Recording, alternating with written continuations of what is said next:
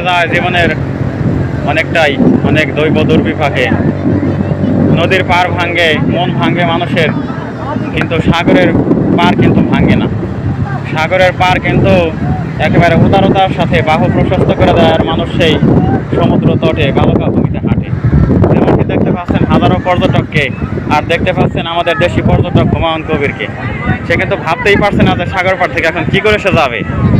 যেতে চায় না, তবু জোর করে ধরে নিয়ে যেতে হবে, কারণ এক স্পটে এত সময় লাগালে তো হয় না, আরও তো স্পট আছে। এখানে বিনোদন আছে, সুখ আছে, থাকবে, কিন্তু একদিনেই তো আর সব বিনোদন করা যায় না। আবার ভবিষ্যতে হবে, আবার অন্য একদিন হবে। বন্ধুরা, আপনারা ভালো থাকুন, সুখে থাকুন। জনাকীর্ণ কক্সবাজার শহর, ওদিকে সুরম্য দালান কোঠা, আর এদিকে সাগর পাড়ে মানুষের জলকেলি, ভোর সাওয়ার হওয়া, মজা করতেছে। বাচ্চারা কিন্তু খুব খুশি হচ্ছে। ওকে এখন ঘোড়া থেকে নামানো হবে, ও কিন্তু ঘোড়া এখন চালাবে,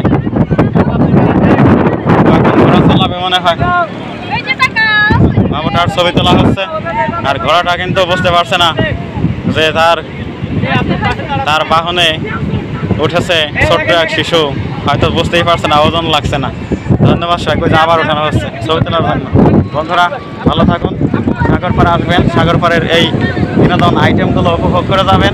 আমার চ্যানেল সাবস্ক্রাইব করবেন, লাইক করবেন, কমেন্ট করবেন। সুখী হন, আপনারা ভালো থাকুন এই কামনা করে আমি এই ছোট্ট ভিডিওটা ক্লোজ